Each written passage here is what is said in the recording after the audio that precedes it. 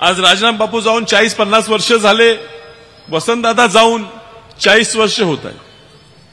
अजूनही कदाचित तो वैचारिक वाद आहे. तिसरी पिढी आली तरी आम्ही लढतोय. आमच्यात संघर्ष आहे, आम्ही नाकारणार नाही. या ठिकाणी तुम्ही जयंत पाटील साहेबांच्या प्रेमासाठी आलेला आहे. मंचावर बसलेले भरपूर लोक जयंत पाटील साहेबांच्या प्रेमासाठी आलेले आहेत. तुमच्या मनात जे साहेबांबद्दल प्रेम आहे ते कदाचित माझ्या मनात नसेल. आम्ही संघर्ष पाहिलेला आहे. राजाराम बापू आणि वसंतदादांची गोष्ट दिलीप तात्याने या ठिकाणी सांगितली.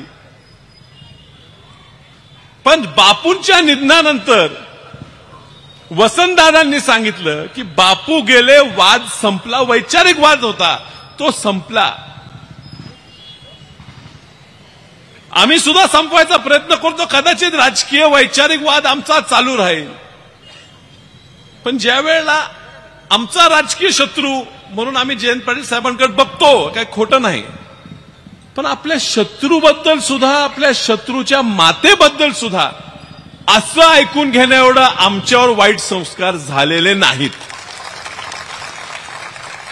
म्हणून पहिला निषेध मी केला आणि मी सांगितलं हा कोण व्यक्ती आहे. हे जी नेमकी वैचारिक मूळ काय आहेत. 19ची लोकसभा माझ्या विरोधात लढली. कुणीतरी म्हणते, चर्चा करते, माझ्याहून कमीच मतं पडली.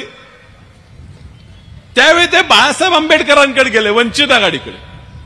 आणि बाळासाहेब आंबेडकरांच्या मंचावरनं बोलत असताना एवढं पुरोगामी भाषण दिलं साहेब, एवढं पुरोगामी भाषण दिलं साहेब. आव्हाड साहेब तुम्ही लाजाल, एवढं पुरोगामी भाषण त्या ठिकाणी केलं मतं मागण्यासाठी.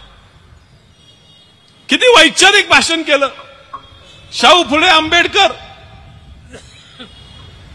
अहिल्यादेवी होळकर सगळ्यांची नावं घेतली, अजूनही घेतात.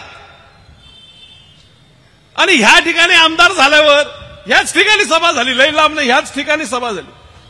आणि ह्या ठिकाणी सभा होत असताना युटर्न, म्हणजे एवढ्या लवकर माणूस एवढा पलटी मारू शकतोय मला कळलं नाही. मलाही आश्चर्य वाटलं, एवढा युटर्न. बरं, त्याची भाषणं झाली. त्या भाषणात त्यांनी बोलावं, माझ्यावर बोलावं, किती बोलावं, जयंत पाटील साहेबांना बोलावं, आम्ही एकामेकावर बोलू, तुम्हाला आमच्याबद्दल काय बोलायचं आहे ते बोला. पण ह्या ठिकाणी उल्लेख त्यावेळी त्या व्यक्तीने केला की वसंतदादांनी आणि राजाराम बापूंनी ह्या जिल्ह्यासाठी काय केलं. वसंतदादांनी काय केलं हा प्रश्न इथं विचारला सांगलीत. दुर्दैव आहे